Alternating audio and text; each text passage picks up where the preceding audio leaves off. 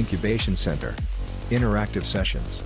Nikkei++ Grade University. KL, deemed to be university. నమస్తే అండి, నా పేరు ఆశ. మేమందరం కూడా కరీంనగర్ నుంచి వచ్చాము. కరీంనగరే కాదు, జిల్లాలో ఎక్కడెక్కడ జిల్లాల వారుగా వచ్చారు. ఎందుకంటే ఈరోజు అంగరంగ వైభవంగా అంటుతున్నటువంటి వేడుక, కళ్యాణ వేడుక శ్రీ శివుంది అండి. శివపార్వతుల కళ్యాణ వేడుకకు మేమందరం కూడా వచ్చాము.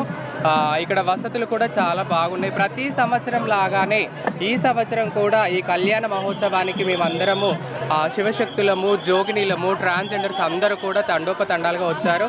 వసతులు అవన్నీ కూడా ఏర్పాటు చేశారు. ప్రత్యేకత ఏంటంటే ఈసారి పట్టు వస్త్రాలతో పాటు స్వామివారితో పాటు ట్రాన్స్జెండర్స్ అయిన మమ్మల్ని కూడా ఇన్వాల్వ్ చేసి తీసుకురావడం అనేది మాకు చాలా సంతోషంగా భావిస్తున్నాము. ముఖ్యంగా తెలంగాణ రాష్ట్ర ప్రజలందరికీ నా నమస్కారాలండి. నేను మాట్లాడుతున్నాను ఆరోగ్య ఎర్ర, కరీంనగర్ నుండి. మీ అందరికీ తెలుసు, ప్రతి సంవత్సరం వేములవాడ రాజరాజేశ్వరి దేవస్థానంలో శివకళ్యాణం జరుగుతుంది. ఈ సంవత్సరం కూడా అలాగే జరిగిందండి. కానీ ఈ సంవత్సరం చాలా స్పెషల్గా జరిగింది. అంగరంగ వైభవంగా దేవస్థానం ప్రాంగణంలో ఏర్పాటు చేయడం జరిగింది. ప్రతిసారి మేము ఆ తొక్కిలి స్లాట్లో చాలా కష్టపడుకుంటూ దేవుణ్ణి దర్శించుకోవడానికి వెళ్ళడం జరిగింది. కానీ ఈ సంవత్సరం మాత్రం చాలా అద్భుతంగా, చాలా కన్నుల పండుగ జరిగింది. దానిలో భాగంగా మేము పసుపు కొమ్ము మెల్లో వేసుకొని శివుణ్ణి స్మరిస్తూ జీలకర్ర బెల్లం పెట్టుకొని తలంబ్రాలు పోసుకోవడం జరుగుతుందండి.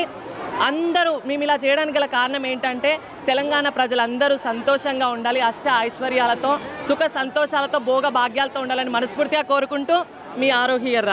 అందరికీ నమస్తే అండి. నా పేరు స్నేహ. నేను తెలంగాణ జిల్లా వాసురాల్ని. నా వరంగల్ నుంచి వచ్చాను.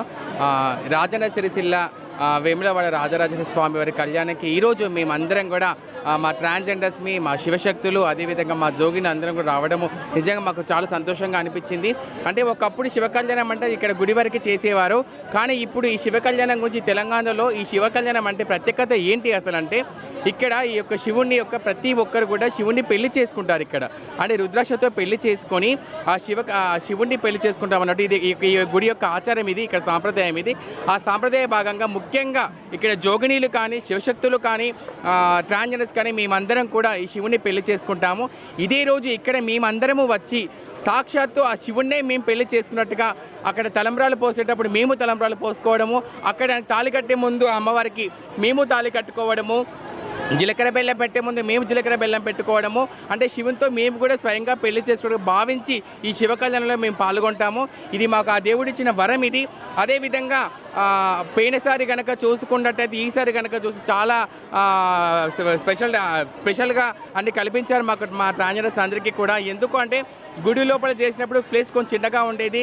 కానీ ఈసారి మళ్ళీ ఇక్కడ బయట చేసి మా అందరికీ ప్రత్యేకంగా ఒక ప్లేస్ కేటాయించి మమ్మల్ని గౌరవించి మమ్మల్ని లోపల కూర్చోబెట్టారు. మరిన్ని వీడియోస్ కోసం ఛానల్ ని సబ్స్క్రైబ్ చేయండి. లేటెస్ట్ అప్డేట్స్ కోసం వాట్సాప్ ఛానల్ ని ఫాలో చేయండి. అండ్ లింక్ డిస్క్రిప్షన్ లో ఉంది.